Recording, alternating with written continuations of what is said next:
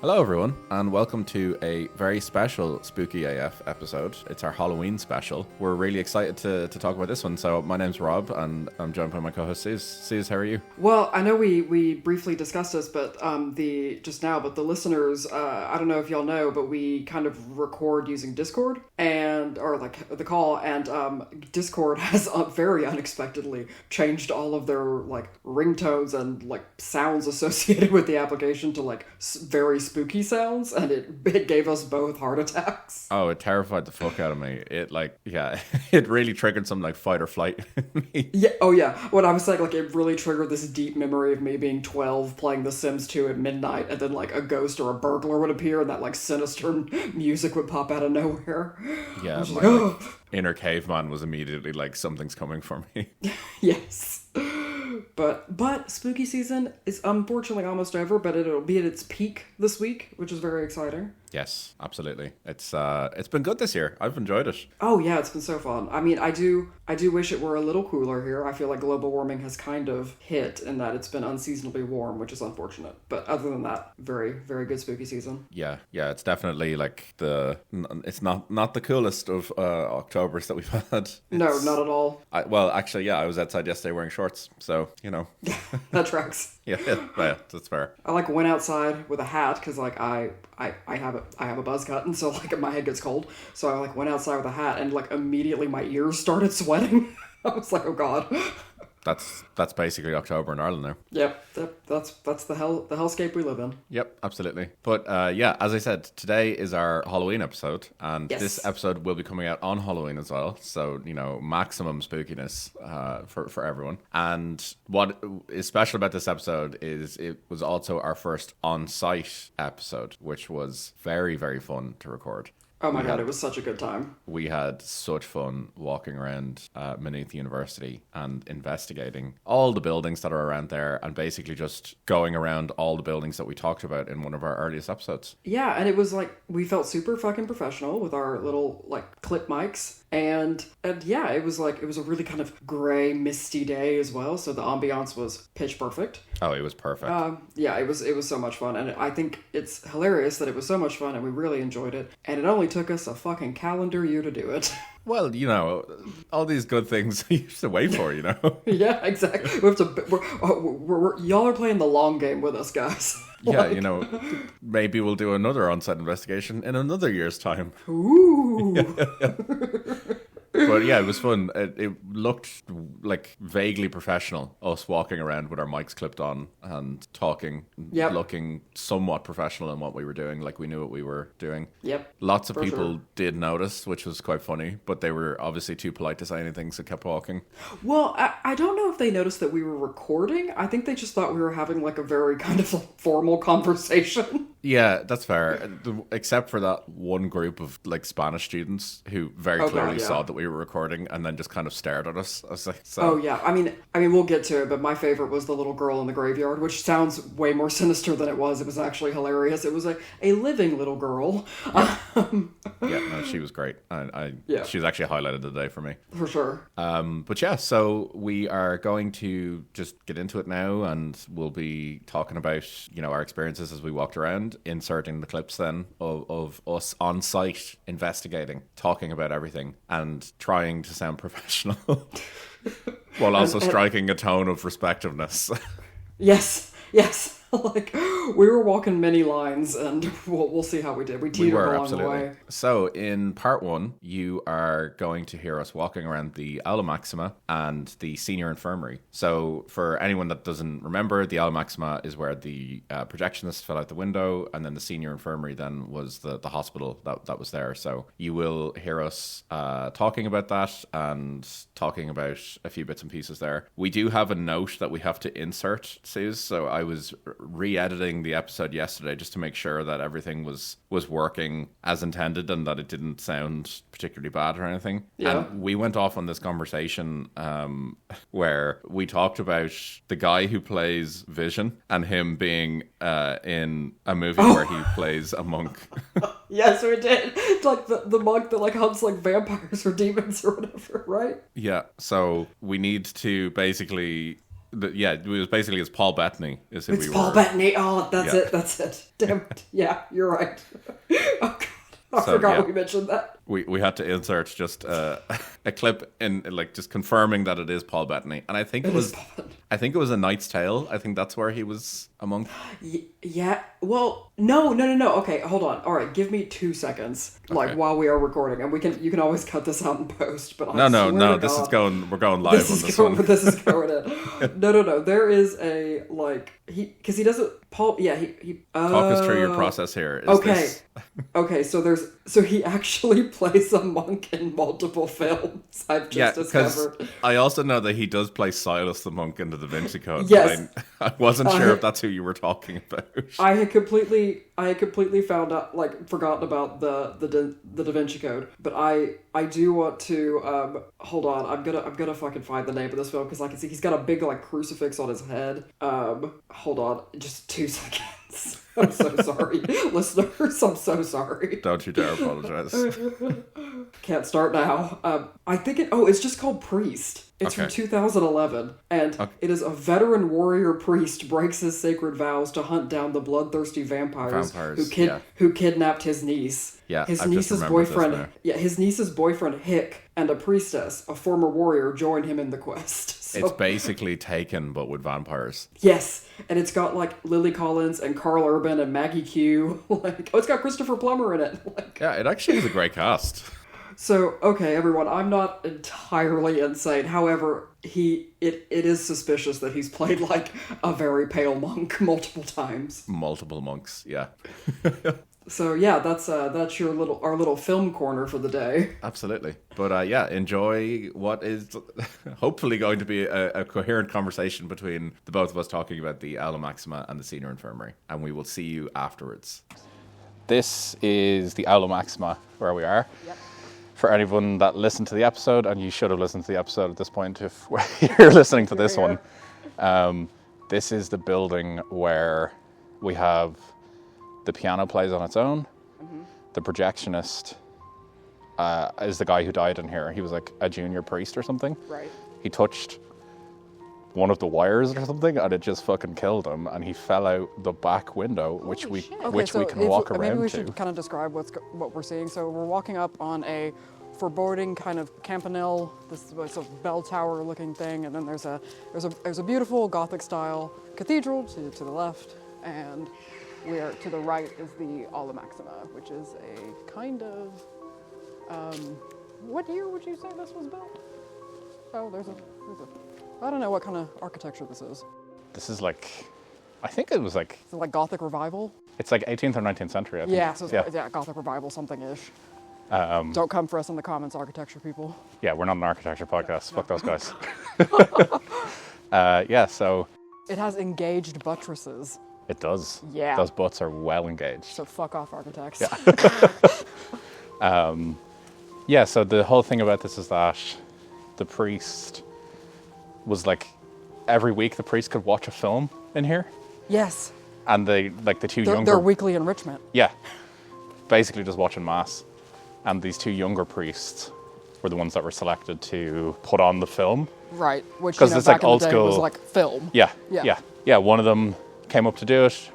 I think he was only 19. Oh, geez. And he touched the projection material, the projector. Yeah. I think it was there was a live wire exposed. Oh. He touched it. It shocked him. And then he fell out.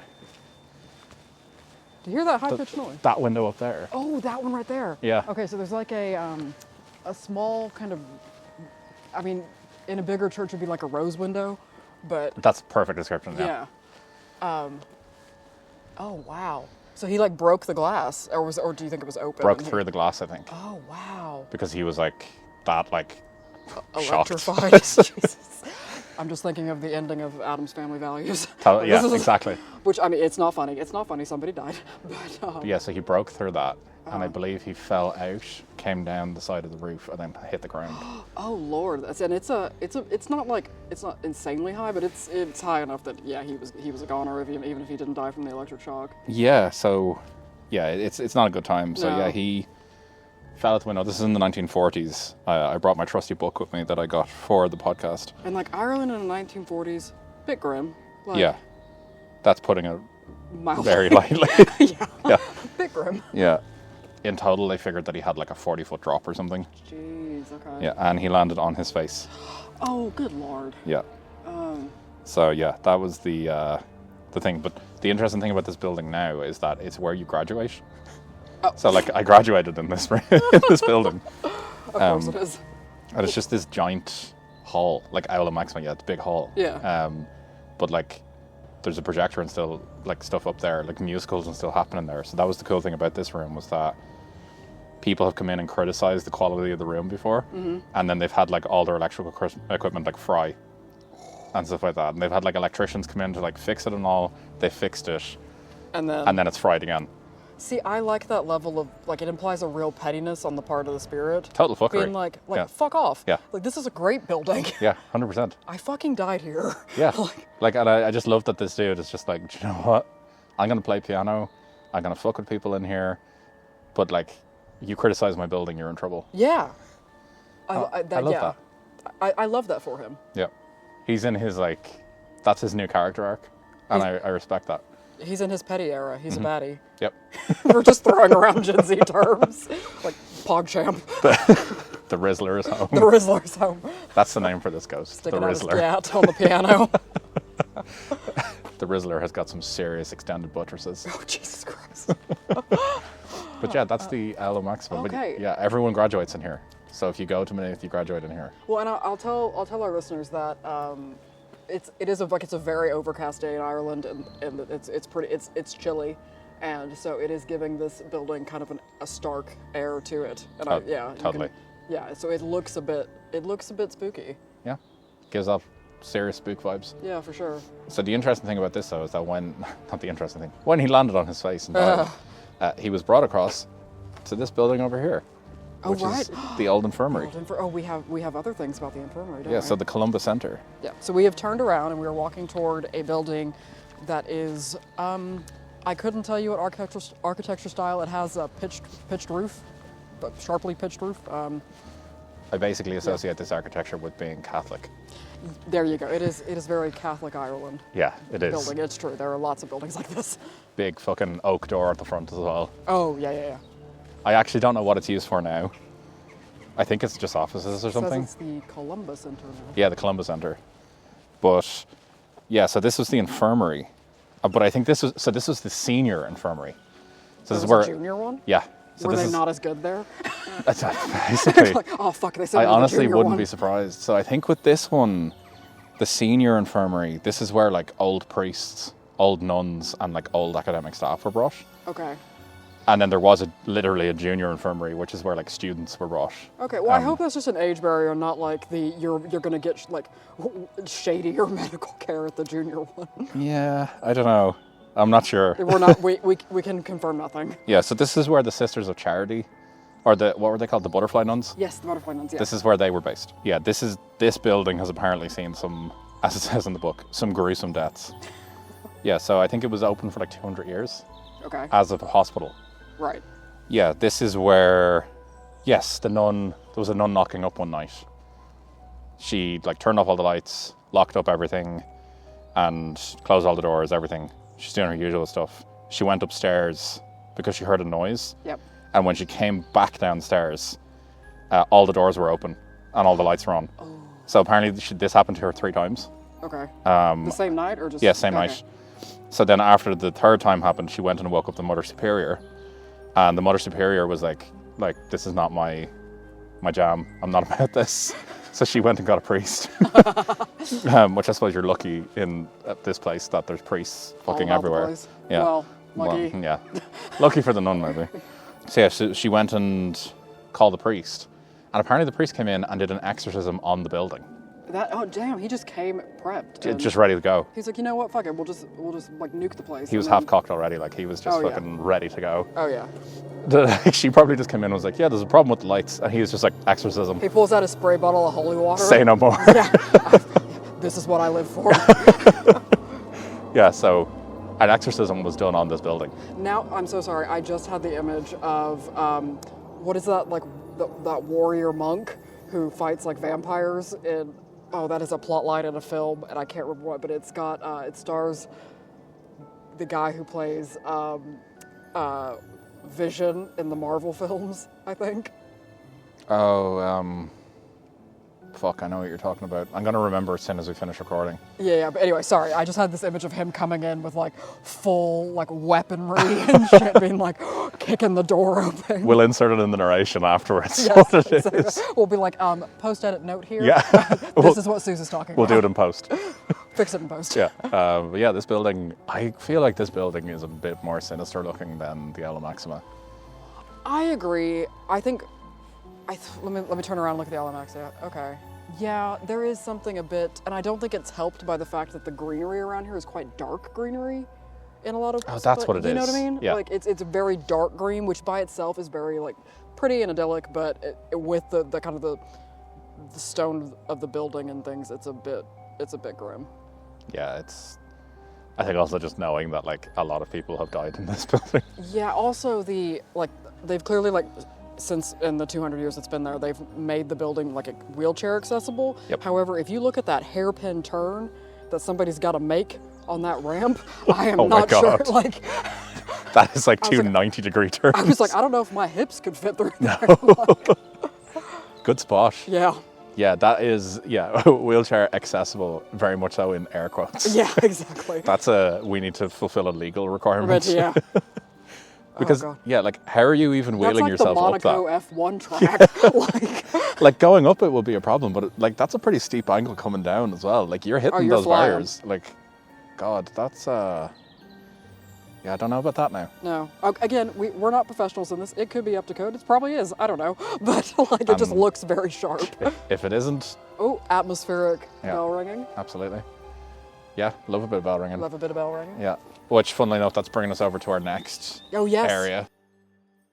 Okay, so that was the Aula Maxima and the Senior Infirmary. It was very fun. I have to say, the buildings were particularly creepy. Yeah, they were looking grim. They were. We did agree that the Senior Infirmary was the creepier one just because it looked more Catholic. Well, and it had that that insane hairpin turn on the the accessibility ramp. Yeah, for sure. That definitely it won some bonus points there for that. But yeah, after that, then we proceeded to walk over to the Contemplative Garden, which is a great place in the college.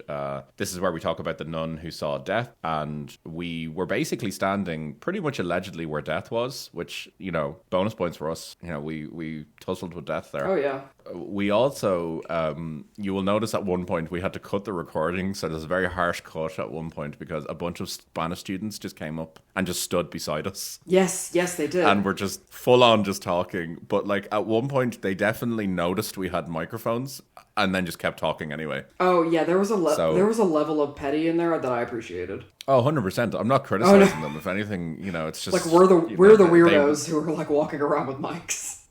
Fair enough. They knew what they were about. Yeah, for sure. Yeah. And to be fair, it is a rite of passage for Spanish students to come to Ireland every year and just completely just cover every corner of Leinster with just loud Spanish and music being played on their phones. So they were just doing what their ancestors had done before them. Oh yeah, there are quite a lot of the foreign language exchanges are like with Spain. I think I've noticed that as well. Oh, like there comes a point in the year where you cannot get on public transport without hearing just a bunch of Spanish teenagers just shouting at each other. Maybe it doesn't really.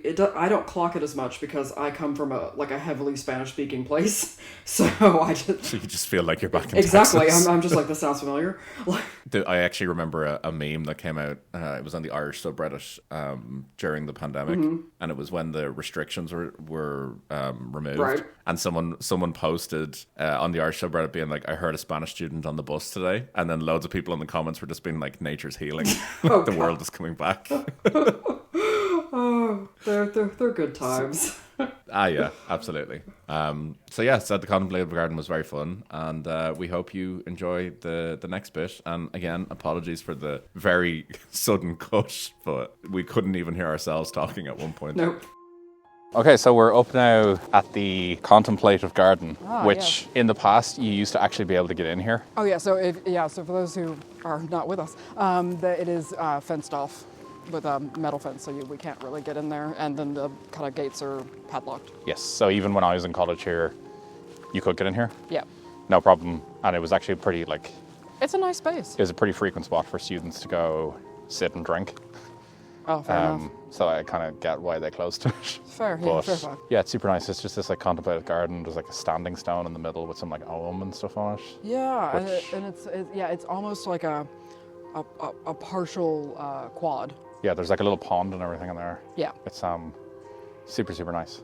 And then to Really- our left is we're at the other side of the cathedral I mentioned when we were next to the Maxima. Yes. And so you can see the big rose window and big oak doors with the wrought iron work on them and things. It's very nice, a bit austere, but very nice. Yeah, it's nice. Yeah. I think I remember reading somewhere that the window here is actually modeled off the one in Notre Dame in Paris. Oh, I can see that. Yeah. Yeah. Definitely Google it if you're interested, guys. Yeah, super nice. Really, really nice. And actually, if you walk down here in the evening time during term, you can hear the choir practicing in here. Oh, that's lovely. Super nice. But then sometimes the priests will do Gregorian chant in there as well, which is terrifying in the dark, Yes. but sounds amazing. So Yes. it's very conflicting. I like how Gregorian chanting is both really peaceful and inspiring, and also maybe the gates of hellish. 100%. Yeah. It absolutely is. So yeah, it's a pretty cool spot. But anyway, contemplative garden. Yep. So this is where a nun was out walking at 6 o'clock in the morning, and she claimed that she saw a man in front of her in ropes. So I think we're basically standing where she would have been walking. Okay. So I believe she would have been walking so there's a building off to the left of the contemplative garden. So I believe she would have been walking out of there to walk up to the main bit of campus. And as she was walking, she saw ahead of her a man in robes. Which, fair. Lots of priests Yeah. around. Yeah. She's in a, yeah, exactly. She's in a... Yeah. So, but I think the point was that he was walking towards her. So they were crossing paths. And at that point, yeah, she tried to say good morning to him. And it was when she said good morning that he turned and looked at her. And yeah, he didn't have a face. So he had a skull. Ooh. So I think we're basically standing where this interaction happened. Right. So I'm assuming he was standing somewhere around here. So yeah, kind of where we're standing is allegedly where death was. Ooh. Yeah. Which, very, very interesting. For sure. Yeah. And then I believe he walked from here over to there. So there's a set of doors on the other side of the contemplative garden, which goes into Loftus Hall. And I believe that's where he walked. So he kind of did his thing, spooked her. The nun assumed that she was tired. Yeah. Yeah, the man basically vanished. And the nun just assumed she was seeing things. And then so she saw then the man again then up at Loftus Hall. And she heard this, as she described, a tremendous, terrifying noise. So she thought that it could have been the students. So she thought that it was a bunch of students playing a trick on her. Yeah. So you can, what I love is where we're standing now, you can actually see the windows of where this all happened. Yeah.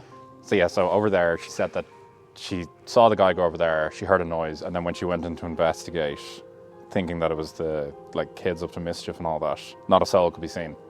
So she heard this horrific noise, banging, shouting, all that sort of stuff. She went in and there was no one there. Right. So allegedly, death just wanted to be seen. It just reminds me a bit of what I always think of what was she thinking at the time in terms of in the Barbie movie when she's like, does anybody else think about death? That's spot on. Yeah. That's exactly what it is. Yeah, 100% actually. Yeah. And if you think of, because if you think about it, the amount of time in if you are in a holy Christian order, you spend thinking about the afterlife and thinking about death and all that. It makes sense that if you're sequestered as they kind of were here and all that, yeah, you might see something akin to an embodiment of the thing you're constantly thinking and working toward. Yeah, you'd probably so the thing that I find really interesting about this campus is that there's probably a good few priests that studied here that would have potentially felt like they saw something and just didn't report it, or they just took it as that's part of their studies. Yep. And there's also the whole mysticism inherent in Catholicism. Oh yeah. You are primed to know that demons are real and ghosts are real and you know all that.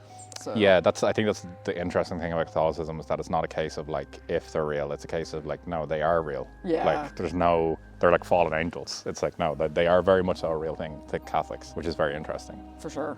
But what I love about this area as well is, so you see all the small windows up there? Yeah. That's all student accommodation. Oh, amazing. So you can it's basically used as like a hostel. So I think during term priests use it. Yeah. But then outside of term, you can use it as like a very cheap hostel. Oh, So right. some people will stay in the room for it's quite cheap. I think it's like 20 quid for a night or something like that. Oh, Jesus.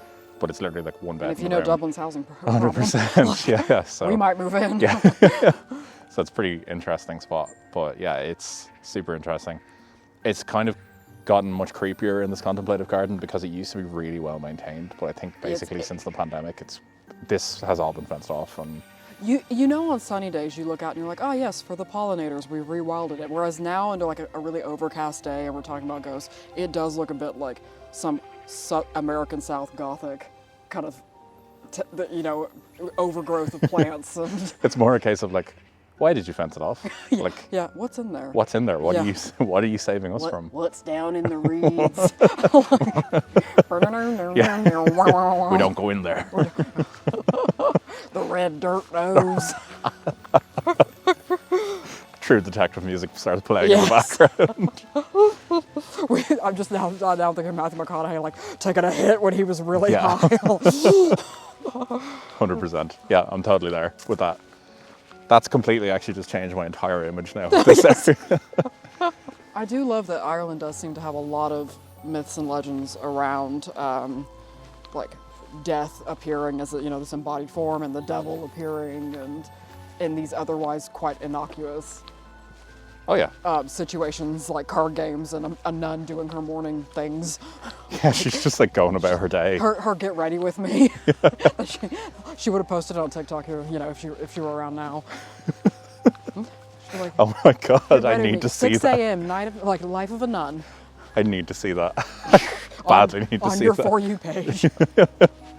Okay, and now we're walking over towards the graveyard, which has the spookiest parts and stories of this. And if I don't think I've mentioned this, but I really love cemeteries. Yeah. In fact, I was involved in a project during my undergraduate that we helped identify overgrown and dilapidated slave cemeteries in Texas. Phenomenal. Yeah, it was really cool. But ever since I was little, I've really liked. You've vibed. I've always vibed with graveyards and vibe cemeteries.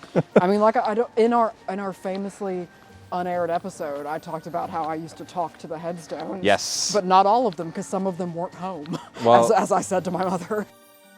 So that was the Contemplative Garden. I hope you enjoyed the ramblings of us talking about death and a nun seeing death. So moving on now, we are walking down towards the graveyard. And again, we had to cut the recording here because there was a family.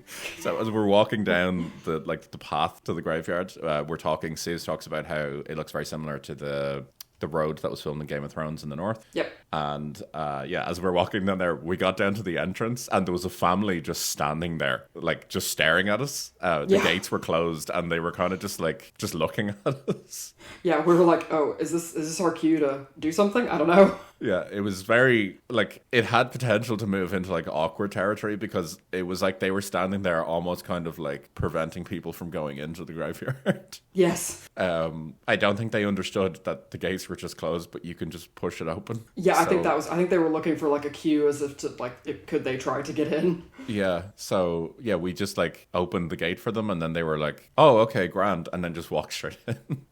But yeah, we did get into the graveyard then, and that's where we resumed the recording. So we're just walking around there talking about some of the things that we saw, addressing some of the just horrific nature of some of the stuff that went on, particularly in the episode that we talked about as well. And obviously, just want to say, we do respect the loss that was in the graveyard. Yes, we do crack some jokes here and there, but I'd like to say that in Ireland we actually do have a very healthy relationship with death, particularly this graveyard.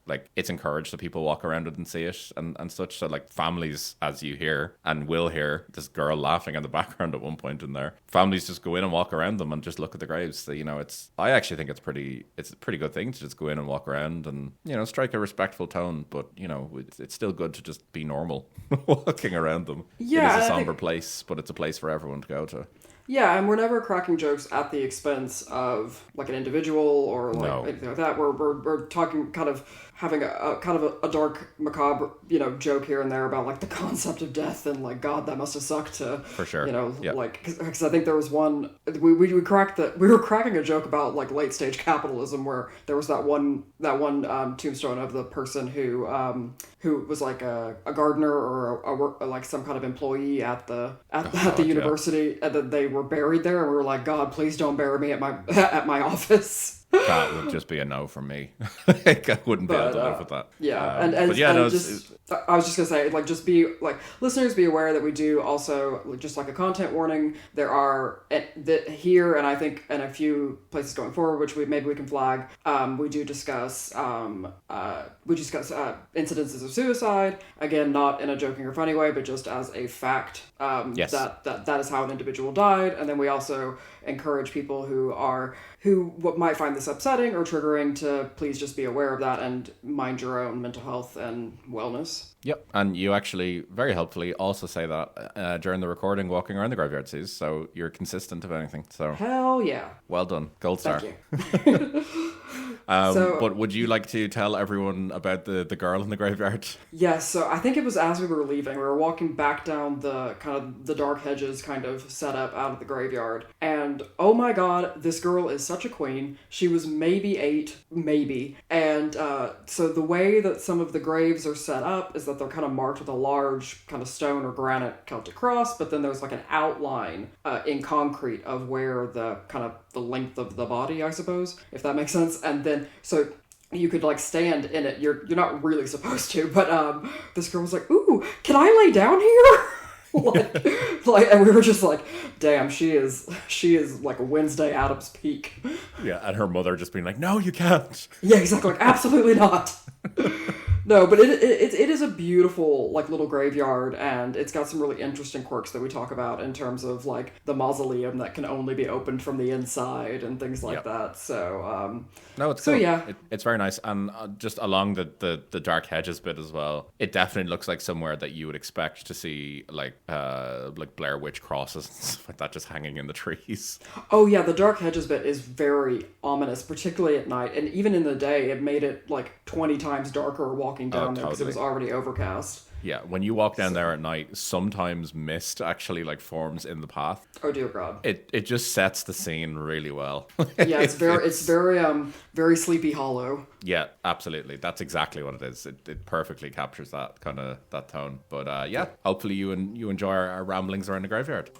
It's very reminiscent of, if y'all are familiar with they're called the Dark Hedges up in Ballymoney in Northern Ireland. It's where they filmed a fair bit of, in the first season of Game of Thrones, like the King's Road down to King's Landing. Yes. So there's similar style trees kind of growing into each other, leading into a graveyard. Yeah, the interesting thing I suppose about this is that like graveyards are supposed to be like reasonably welcoming. Yeah. This is not the case here. No. I will say that I have a picture that you took of me in this from the time that we got really horrendously drunk and we were all hungover and then walked around here the next morning. I have you just unlocked a memory I didn't know I still had. I mean, it was 6 years ago. So. Yeah, so not very welcoming, but it looks cool. It does. So you had come in through a very kind of Gothic pointed arch with a crucifix at the top, naturally. And it has engravings inlaid on the side that are... Everyone here, yeah. the residents. Johannes. There's a lot of Johannes. Petri. Yep. Oh, and like, so we were just mentioning, so they've got the Irish cities and towns they're from, but they're in Latin, so it's Waterfordian and Limerickan. So instead of like Limerick and Waterford. That's super interesting. Yeah, Dublinian. Yeah, oh, nice. So 1817 is the earliest one here. No, 1735. Born. Yeah. Born. Fair enough. That's not a bad life, like, span. 1735 to 1817? That dude lived well. Yeah, especially back then. What, 82? His last name was Power, so that... Tells you everything, yeah. Yeah, there you go. Yeah. I also love how they've given him the Latinized first name, but then the second name they're just like, there is no... So it's Francisci Power. Middle name Danger. Yeah. Yeah, super interesting, actually. Yeah. So this is, obviously this isn't everyone here because it only goes up to 1882. Yep. which only. Well, yep. Here we go. Oh. Other side. Goes up to 1907. Yeah, there's quite a few people in here. And so the interesting thing about this one is people will remember that there's 2 unmarked graves here. Yes. They're for the 2 students that died, where we'll talk about later. But they're the 2 students that threw themselves out the window. Right. From allegedly the devil made them do it. And so they're in a marked grave because it's a mortal sin? Because they committed suicide. Right. Oh, God. Yeah. Fuck off. Yeah. Sorry, they didn't throw themselves out the window. They slit their throats. Yikes. That's what it was. Yeah. Okay, well, let's talk about kind of how the foreboding the graves here are. So you have like a series of, rectangular but kind of cement stone slabs. Yeah. And then you have lots of, they're kind of topped with Celtic crosses, but all of stone. And the knotwork on them is really beautiful, as you would kind of expect from a Celtic cross. However, the particular stone that they use is really very flat and dull. I'm assuming it's just like granite or something. Granite, yeah, I don't know. And it's just aged. Yeah, it's just aged, but not in a, I don't know, there's nothing kind of picturesque about this. No, it's in a bit more of a like midnight mass level, yes, like theme or setting, I suppose. And there's one who doesn't have a Celtic cross, and he died on Halloween, and that's pretty metal. Yeah, gotta respect that. Yeah, for sure. Yeah. Height of spookiness. Yeah. Yeah, the dude, like, he did us solid. It's the first grave we see walking in, and he died on Halloween. Yeah, oh yeah. Guy knows, that's all. So they're quite tall, like, because they're kind of atop the headstone. These crosses. Crosses would be easily maybe like 6 feet tall. Yeah, for sure. Like, pretty foreboding sort of. And they're all a little bit different. Like, they have different Celtic knots, or like you said, St. Bridget's cross, or some have like this one has like shamrock kind of vines running up it. Oh yeah. This one's quite nice. But so that's kind of the middle bit on the left, and as you head toward it's not a huge space, but as you head toward the wall, there's just some more. I imagine these are more modern headstones that just have kind of crosses atop a almost traditional what you would think of as a headstone. Yeah, so I think the ones all around the edge, like the perimeter. Yep. I think these are all people who've worked in the college. Yeah. So they're gardeners or they're like bursars, yeah. Yeah. So I think these are people who worked here all their life, basically. Okay. And yeah, they're buried here as a result. So I don't want to be buried where I work. no, That is no bueno. it's not the life for me. Nope. No. Yeah, so I think these are all. I've just now realized like these are all the staff that are buried off to the side, and the priests are all buried in the middle with the like grand. I'm also thinking, what if you like you did the like early 20th century equivalent of quiet quitting your whole life, and then you got fucking stuck here when you died? Like, God damn it! I would respect that so much. If they did me like that, I'd be like, do you know what? Fair. Yeah, you know what? I earned this. Yeah. So these are 3 unmarked. Yeah. So these 3 iron crosses. Yeah. To which like they really set like quite the message. Yeah. So these iron crosses, these are the unmarked graves. I think the one on the left is named. I think it's just that they're in the registry thing over there or something. Oh no, sorry, this one is. That's numbered. Yeah. These 2 aren't numbered. Yeah. And these are the 2 students that killed themselves here. I'm surprised they were even allowed. And again, I didn't grow up Catholic, so I don't know this. Like, I thought they weren't supposed to be buried in consecrated ground. So I believe the thinking behind it is that it was the devil who made them kill themselves. So they're buried in consecrated ground to basically like save their souls. Okay. But because they commit suicide, they're going to go to purgatory anyway. Cool. And also, they don't get to have their graves marked, and they didn't get sent back to their families. It's just cool. And thanks.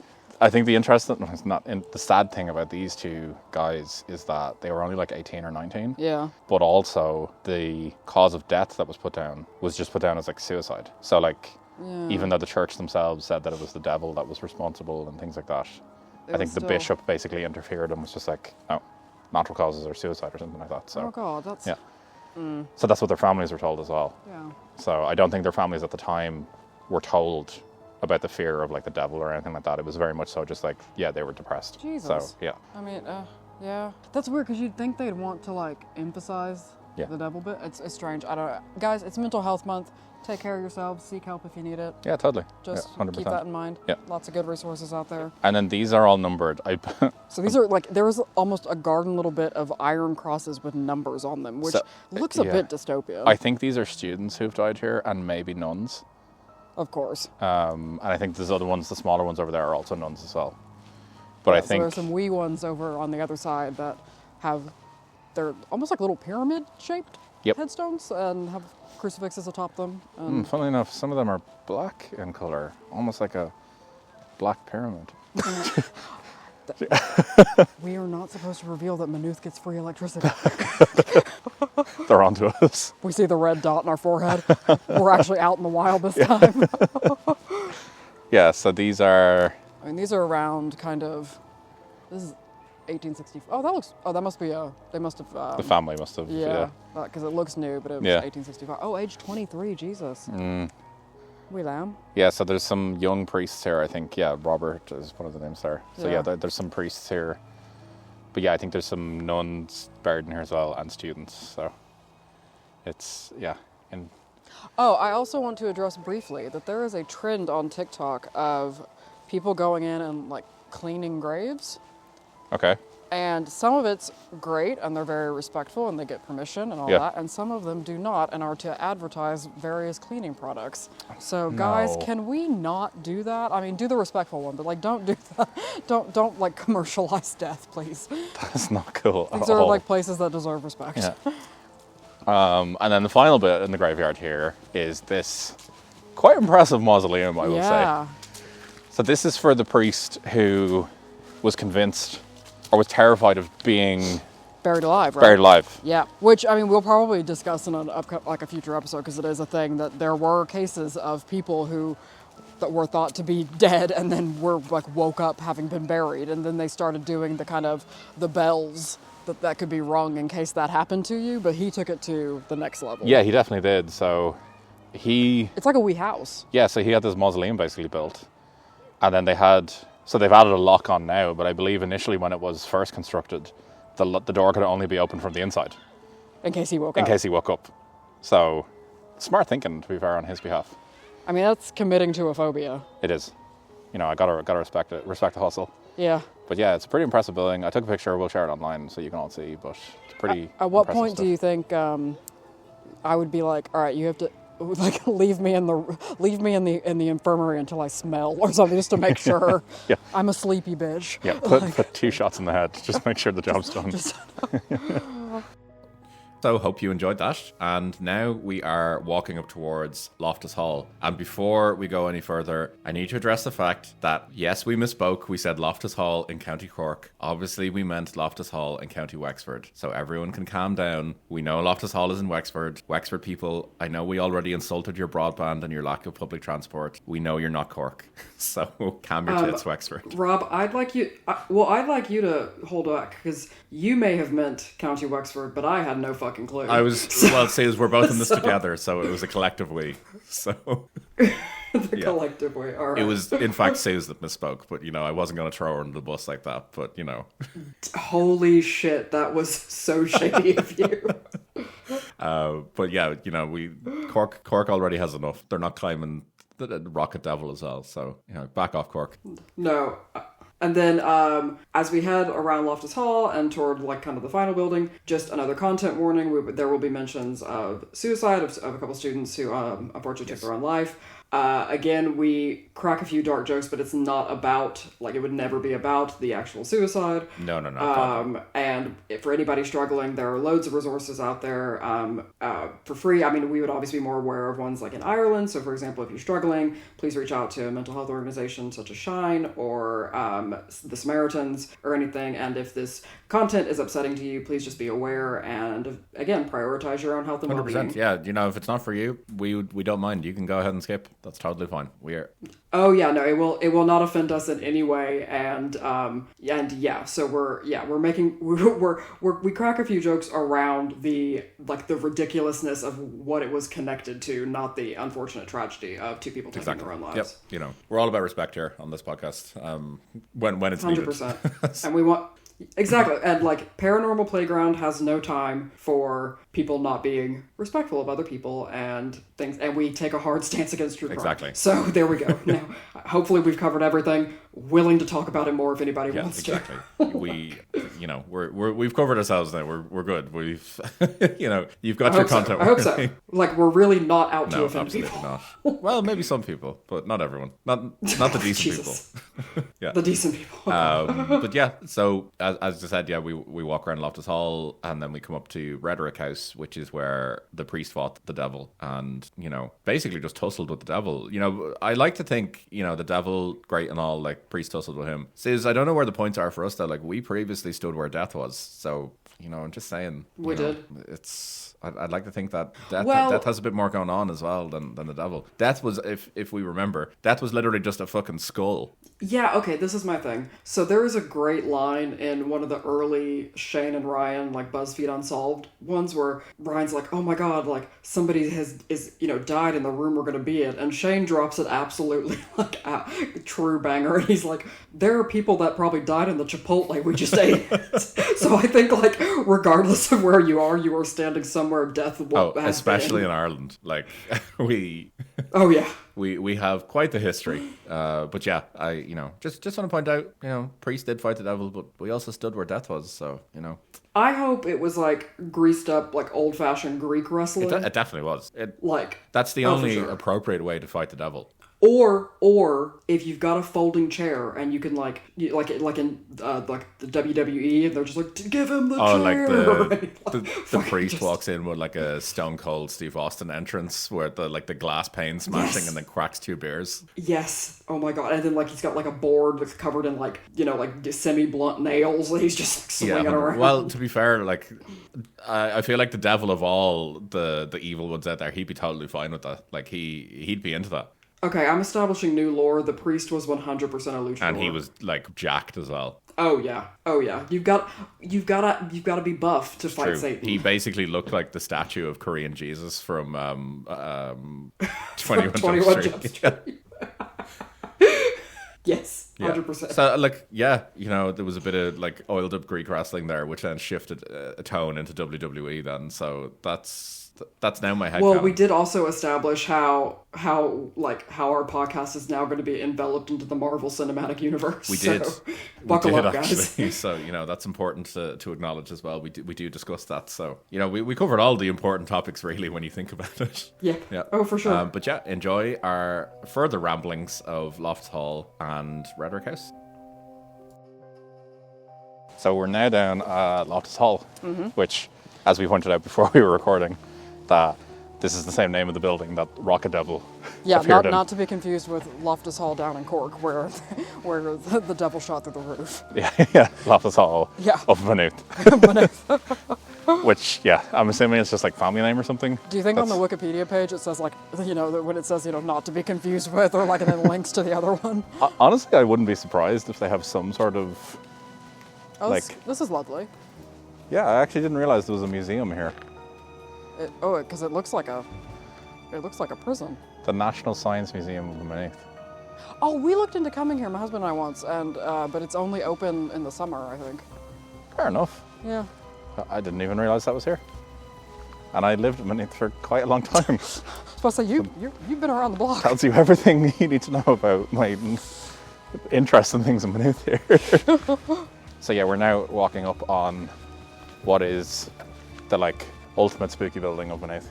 Now it looks like clearly they've done work to it over the years because it's got kind of modern popcorn cladding kind of thing to it, which I'm assuming is not original. No, I wouldn't imagine so. So yeah, this is Rhetoric House, and it's the... Which window is it? The top middle one. Oh, all right. So this is allegedly where 2 students killed them. Well, no, there's nothing alleged about it. The students did kill themselves here. Yeah. Which is really sad. So this was student accommodation. Mm-hmm. 2 students killed themselves, and both the students, so they were, I think, a year apart or 2 years apart. Sorry, what years are we talking about? 1842. Okay, mid-19th century, okay. Yeah, this was student accommodation. 2 students were here, I think they were 2 years apart, or very close to it, and one was allegedly a pretty average student, is what I saw him described as. Oh, what? Come on. But... They couldn't have been Like, they couldn't have been like, oh, he had a great sense of humor. No, they'd be like, he was an average student. Jesus. Yeah, so he was pretty average, apparently. But I think that's the point is that they're trying to make, is that he was just like a pretty normal dude. Yeah. And while he was here, he became like quite like he kind of like receded into himself a bit and didn't want to talk to people. Right. And then after he was kind of like pushed a little bit on it, I think he said that like he was having like dark thoughts. Oh. And then he said it was like the devil or something had been like coming to him, and he was like trying to like push him away. But I think the weird thing is when I looked into it, it seems to be that people didn't believe him. Which is weird because you would think you're that in a Catholic university. Yeah, like, in the mid-19th century. Yeah, with priests all around you. Like, so he unfortunately killed himself as a result. I mean, obviously, mental illness. Yeah, absolutely. But yeah, that is surprising that they believe the nun who saw death. Yeah, absolutely. But not the, So that happened, but I believe it was all hushed up. Yeah. Nothing was like said about it. Right. So it was just he killed himself and that was it. So they closed the room off for like a month or two. And then I think the next year then another student came in, stayed in the same room. Same thing basically happened again. He ultimately ended up killing himself in the room. And it was at that point then that the bishop intervened. Right. And was like, there's something wrong with the room. Like, the devil clearly is here. So... It's like they needed a pattern. Like, that's really fucking rude. Yeah, they needed some, like, plausible evidence. Oh, God. So... That wasn't very data-driven of you. No, absolutely not. So then the bishop came in and was like, no, there is something wrong here. Closed it all down. And said, like, nothing's happening here. And it's not allowed to be used as student accommodation anymore, this specific room. But then at that point then, a priest that was here was like, I want to basically like cleanse the room. Yep. So he went into the room. Oh, I actually missed a point. It was a third student actually was staying in here, and he was shaving. The devil came to him in the mirror and was like, kill yourself. Mm-hmm. And the student basically panicked, dropped the razor and threw himself out the window. Oh my God. So we're standing here like it's... Did he die? 2 stories up. No. So he survived the fall. Yikes. Which is quite a fall. I was going to say, that might have been worse than if he had died. It's like, it's enough that you would definitely like break your legs. The only grace that he had, I suppose, is that he landed on grass. But that's grass. still not, the ultimate touch grass. The ultimate touch grass. So yeah, it was as a result of that happening when he said it was the devil. Then the bishop was like, right, we're in now. Okay, I believe him in the sense that I believe he believed he saw the devil. Exactly. Because he did jump out a window for it. Yeah. That's like that is some extreme reaction. Exactly. Yeah, priest came in, battled the devil. Allegedly was like, fought him all night. His hair turned white. Naturally. And then afterwards, they put a statue in the room. I mean, that's why my hair is white right now. Exactly. I continually fight the devil. Yeah, every day. My demons are internal. Every day. Fought the devil. Hair turned white, and then afterwards they put a statue of like Mary or something in the room as like a Catholic way of doing things. She's kind of like a cure-all, isn't she? We do love a good statue, to be fair. She's a bit like Robitussin. Yeah. For poor people. Like, that's what my mom always said. Just like, can Robitussin fix it? Then you're fucked if it can't. Yeah, so statue in there, and then they turned it into a photocopying room, which honestly is a personal hell anyway. That tracks. Yeah. 100%. I have been next to a photocopier and thought, we could end it. Yep. Just like me battling this photocopier to the death. Yeah, devil knew what was up. And yeah, so supposedly there's still a stain on the floor up there, which is the blood of the students. That's really gross. Yeah. Not just a natural stain in the wood or anything. Or like, toner. Yeah. Like the cyan and the red mixing, ink mixing. No. It's the blood. Yeah, it's definitely the blood. Yeah, it's the blood of innocent students. So, yeah, it's a pretty interesting room though. Pretty high fall though. So yeah, I just keep thinking it is a long fall. Yeah, that is not a fall that you want to. Because even the grass here it's pretty thin grass. Like it's not even. There's concrete under that grass. There's 100% concrete. Like, oh God, yeah. I don't. Ooh, no. No. You're not walking away from that. If you are, like, there's. If you are, then we need to be talking about the X-Men. Yeah, exactly. That's the actual spooky part of this. Yeah, exactly. And now we tie into the Marvel universe. This is how we get in. Yeah. This is how we get big. Spooky AF, the next Marvel film. The SCU. The SCU. Jesus Christ.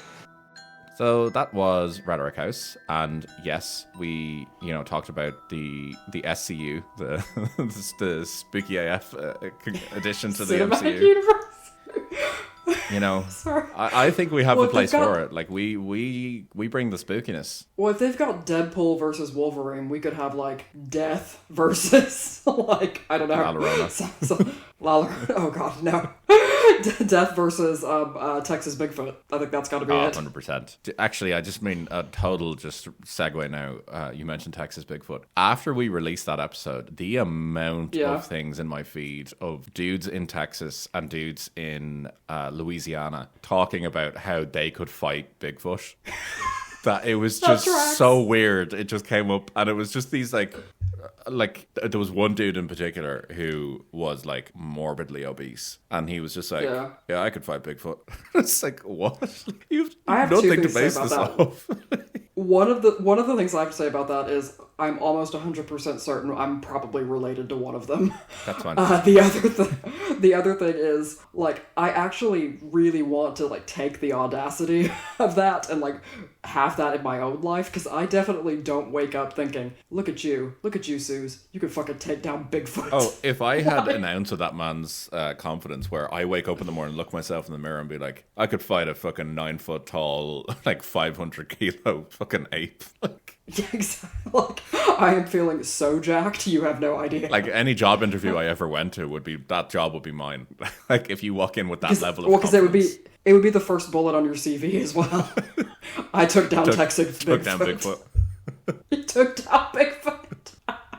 Sorry, now I'm just thinking of us like in a fan boat, in the Louisiana swamp, like looking for Texas Bigfoot in the like Far East Texas and shit. In a fan boat, immediately like referring to everywhere we are as we're in Gator country. We're in Gator country. Like you consistently only have a banjo that you only communicate when there's banjo playing. 100%, and I've got the like American flag bandana tied around the top of my head. Oh no, you're gonna look. Oh god, Rob, no, you're gonna look like somebody off Duck Dynasty. Yeah, that's exactly what I was thinking. So, Jesus. Well, we have to be in camo. Like that has Naturally, to happen. Because we need to sneak up on Texas Bigfoot. Look, how else are you going to take him down? You need every advantage you've got, because Bigfoot doesn't fuck about. No. So who would win in a fight, Death or Texas Bigfoot? That's a tough one. I feel like Bigfoot would fight dirty. Well, Bigfoot is dirty, isn't he? Supposed to smell like smegma? Yeah, that's true. Actually, yeah. Like he just is dirty. Bigfoot's bringing that biological warfare to the fight. Oh, but if Death is a skull, it's like, ooh, look at me, no fucking olfactory sense. Fuck yeah. What now? Yeah, true. I don't even have a nose. Me and Voldemort could take you down. Fair. Realistically, actually, Death would all he'd have to do is just touch Bigfoot and he's dead. So. Oh yeah, for sure. Yeah, until he gets to the underworld, then that's when it gets spicy, because Bigfoot doesn't have to worry about his corporeal form anymore. Well, what I'm just thinking of actually is, now you've said like Death just had to touch him. I'm now thinking of that beautiful rendition of Death they had in Harry Potter and the Deathly Hallows Part 1 film, I think, when she's telling like the story of the three brothers in Death. But I'm just thinking of that, but Bigfoot's like, instead of the Death cutting his cloak and giving it to like the wizard, because he was as an invisibility cloak or whatever, he cuts it and then gives it to Bigfoot, so there's just an invisible like horrifically smelling wood ape running around East Texas. So I'm just thinking like, oh god, now he's invisible. What do we do? Oh. Sorry, that was a deep cut in so many ways. I can't justify it or stand behind it. I really appreciate the fact that you managed to bring Harry Potter into 2 episodes that we've recorded recently. You're consistent, if anything.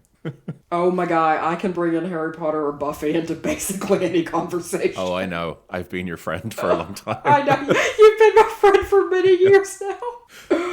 Yeah. Okay. So, sorry. Apologies for the segue, but we had to have that conversation. Yep. It was vitally important. After our leaving Rhetoric House, we pick up from the cursed path, where we discuss the lore, and then we go for just a lovely stroll down the path. Ultimately, taking on the curse. We did that for you. Our podcast listeners, we walked straight down the cursed path and gave ourselves some sort of curse. I don't know what it was, but we got it. I mean, we're already millennials living in 2024. 2024. Just fucking throw it on the pile. True, absolutely. You know, we already have a lot to deal with. The fact that we've said multiple times that we're concerned that we don't want to offend anyone with this episode. I mean, like, a curse is like the least of my concerns with everything else going on. True. Like, If anything, it just makes it interesting. oh, for sure. Also, like, imagine just being able to, like, if someone says, like, oh my god, like, I'm so sorry, like, why did that happen? Or, like, you know, are you okay? Just be like, oh, it's the curse. Oh, yeah. Like, it's Well, actually that's nice what- being able to just blame something on the curse. Well, that's what I always say when, like, intrusive people, particularly in Texas, when I visit my mom, will say, they'll be like, oh, when are you and your husband gonna have babies? And I always like to ominously look into the distance and say, this bloodline ends with me. So just to make it a bit more dramatic. So, Yeah, you know, I've no notes there. I do. Nope, I'll just be standing in the middle of a Walmart aisle going, this bloodline ends with me. Good. Like, as I look into the middle Yeah, distance. absolutely. As they're slowly backing away. Yep. Oh, yeah. But yeah, so after that, we then walked down to the castle at the front of the college where there was a mass hanging of people back in the 13th century. Yeah, not ideal. All that then before we decide to announce that we are flashing back to Rob and Suz in the studio. And we actually make a point of wishing future Suz and Rob well and hope they aren't putting up with too much shit. So And once again, fucking 2024. It's one thing after another. absolutely. So, you know, at least, you know, we thought about ourselves back then and, you know, good on us. I'd like to say that, you know. Yep. And then after we left, you know, the well wishes, we then went and had a delicious and heavy amount of pizza. That is true. That is very true. So, you know, it was a good conclusion to that day. For sure. Yeah, so enjoy our final segment, walking around the path and then down to the castle. So we're at the penultimate Penultimate. spot.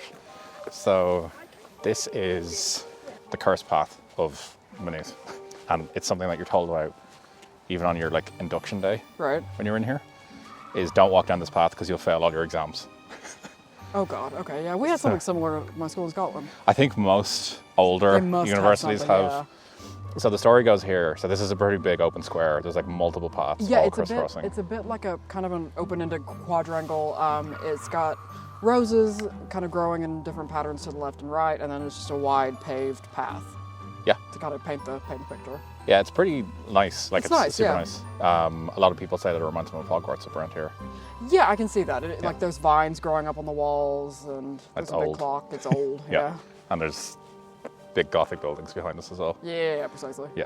So it's a nice spot. Yep. But yeah, so the story goes, the clock tower that's at the clock that's at the end there, allegedly a student was walking down this pathway here, and there was a bishop walking the other way, and he stopped the bishop to ask him for the time, and the bishop, God forbid, like pleb would talk to him, was so offended by this, and pointed at the clock tower to him, being like, "Can you not fucking read?" That he said to him, like, he basically put a curse on him. And then all other students that dare walk down this specific path, because it's the path that like the clergy are only supposed to be walking down. Right. That like any student who walks down here will fail their exams going forward. Jeez.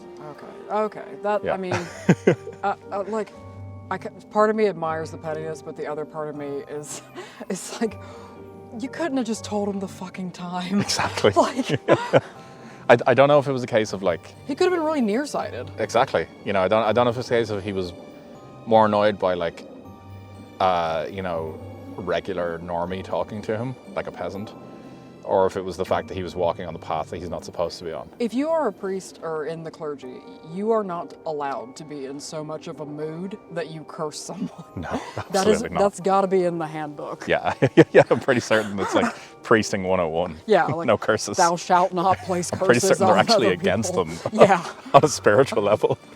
So will we walk down the curse path? Yep. Excellent. We're doing it. Well, we have no fear. We have no We've fear. both passed our We've both exams. passed. We are old and we are no longer. Well, we are students again, but like. Yeah, but no exams though, so No, we're yeah, fine. no, you're yeah. fine. Yeah, but yeah, it's this real like superstitious thing that I remember even like, so I did my master's here. The induction that they brought me on, the like orientation, they like legit are like, yeah, don't walk down the path, you'll fail your exams. I was like, how far does that stretch though? Because I don't have exams, I have a thesis though, and they were like, Will I fail that? they were like, yeah, it's not worth it. It's not worth it. No, it's not worth the risk. They were like, do you really want to put that out there? I was like, I Guess I not. Yeah. don't know. I guess so. I don't know. There are some really lovely roses growing on either side of the path. Yeah. Different colors. It's super nice, actually. Yeah, it's really nice here in the summertime. I was about to say it's much more of a spring-summer place than the kind of it's quite chilly right now. Yeah. So a lot of students also, when they graduate, will walk down this path afterwards because it's like, I can walk down it now. Fuck off. Big middle finger to the big man. Yep. But yeah, we've walked down the path. We're cursed now. Excellent. So we did that for you, the listeners. Oh, put it on the pile. Fuck it. But I'm sure it was always going to be on my 2024 bingo card. Yeah, a curse. Yep. Actual curse. Yep. You know, as it is, you know, it's pretty all right curse. Yeah. Yeah. And in front of us is the final spot, is the old castle. Fitzgerald's castle, I think it is. It's lovely. It's a much more kind of ruined stone castle that you can imagine or Google and see. It's lovely. We'll definitely put, I'd say, one picture up. Yes. Yeah, so I think the interesting thing about this is that the Fitzgerald's castle is there, and then directly across the road from it is an Anglican church.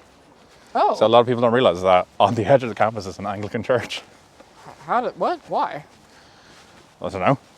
There's always, I don't know if... Famously, they're not friends. I was right, famously, for those who are unaware of the history in Ireland, there's tension there. Yeah. Like, Protestant and Catholic being a big kind of fight. Yeah, they definitely had some problems in the past. Today as well. Yeah. But yeah, so the interesting thing about this castle, it was built in 1176. Yep. And I believe at the time it was actually made a university or some sort of college or something. Mm-hmm. So technically, it predates Trinity in Dublin.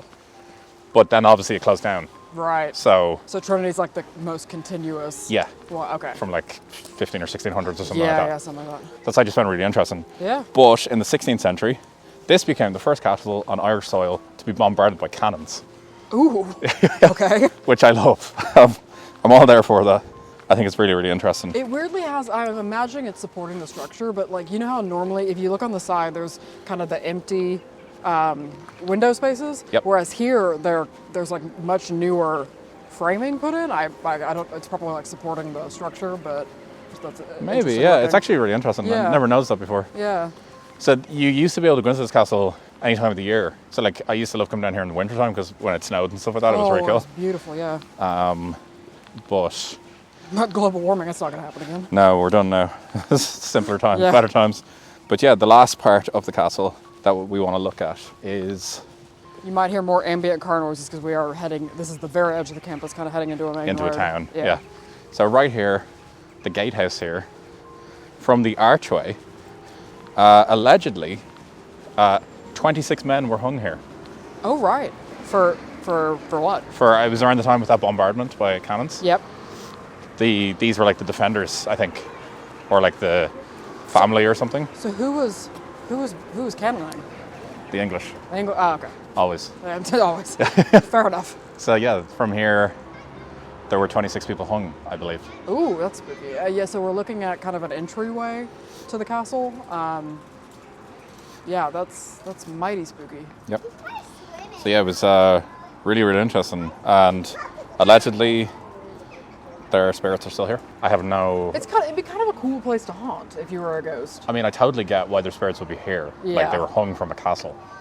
It's like, it's ghosting 101. That's pretty metal. Yeah. Really interesting. I love how it's just outside the confines of the... Yeah, it is. It's right on the edge of campus. Yeah, so that's pretty cool. But yeah, that's... Spooky Maynooth. Yeah, ending our thing here. And we're going to cut back to Rob and Suz in the studio. Future Rob and Suz.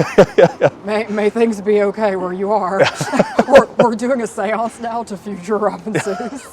Can you hear us? We're wishing them all the best, All the best. in whatever it is they have going on. Yeah, so, God, we're all just trying to make it through here. So, yeah, goodbye, guys. Bye-bye. Well, that's it. We hope you enjoyed listening to this. I had so much fun walking around the college. It was just great crack, getting out, walking around, doing something different. And also just want to point out, it didn't rain, which is mad unusual for Ireland in October. Yeah, well, and the thing is, it was also mad because it consistently felt and looked like it was about to rain, but then it never did, which is That's true. really strange. That is very true. Because Ireland doesn't normally tease you with it's usually like, oh no, No, yeah, raining. it was like it was a very strange second kind of case of like blue balling us with rain, effectively. Yes, like, oh, what do the kids say? Oh, the youths. Is it gooning? Yes. Is that edging? I don't know. I think hate that's okay. that you brought So, gooning that's to our Suz. podcast. Suze's Gen Z word of the day. Thank you, Suz. No problem. I'm just trying to tell the youths that I'm still kind of cool. I have to point out, anytime you use Gen Z slang, a friend of ours, Dara, who has also been on the podcast before, he will every once in a while send me outraged messages being like, why has Suz introduced this word into my mind? God, I love Dara. Oh, that's true. Well, it's because it's been forced into my lexicon, so I'm now making it everybody else's problem. That's fair. It's, you know, you're just sharing it out with the world, and that's okay. Yeah. But yeah, it was really, really For fun. sure. I really enjoyed this. We will definitely have to do more on-site investigations, I think. Yeah, and I mean, if you like, let us know what y'all be interested in, because I think it'd be really cool if we could somehow do like an overnight thing somewhere, or you know, make a larger kind of trip of it. Maybe go up to the north and things like that. So. And it would Well, be we did talk super about fun. with the beer ladies, saying that, you know, if there was Yes. interest there, we could potentially go Oh, to yeah, Loftus that'd be Hall so together. fun. So we could do an on-site there. So if people are interested, you know, let us know. We'd love to go some places. You know, give us your recommendations. Bear in mind, we make no money off this podcast and won't for a foreseeable time, or if ever. Yeah. So please be realistic in your suggestions. I mean, of where the to next go. time I'm in Texas, I guess I could go to where like the Anson Lights are. That's like not terribly far from where I live, but I'm not Oh going my god, that would be amazing. I'd love to have like send you off with a microphone going over to Texas recording while you're there. No, because I'm gonna have to get somebody else to drive. That way, I can have like a to-go frozen margarita while we're sitting on a decrepit abandoned road. Fair.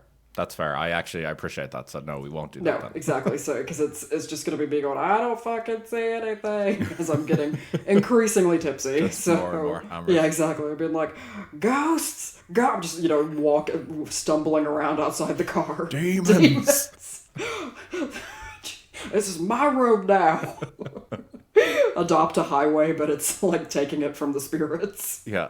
That's fair enough. You know, you got to do what you got to do. It's 2024. The Oh hustle yeah, exactly. But yeah, thank you so much. I think we both like to take a moment to just say we passed 5,000 downloads. We did. Just what was it, yesterday? Yep. And that is like so many more downloads and listens than we could have ever imagined. We really, like we said, we don't make any money off this. We're really just having a good time talking to each other and telling each other ridiculous and crazy paranormal and weird stories. And we just love the fact that some people enjoy listening along with us and joining us for that. So thank you so much. It really means a lot to us. Yeah, it's been super, super nice, and it's been just really fun, just doing more and more things, meeting people as well. Like, for example, as we said, the beer ladies and all. The No Bodies podcast. Yeah, and yeah, it's just been super, super fun. You know, it's been great, and we even have fans now. We have people who message us like weekly, just saying like, "Oh, I really loved that episode. Thanks so much," and all. So it's nice. It's fun. I just want to give them like a virtual hug. I'm just like, thank you. That this is so it baffles us because we really are like just shooting the shit, but we're having a great time doing it, and so we appreciate that y'all are too. Yeah,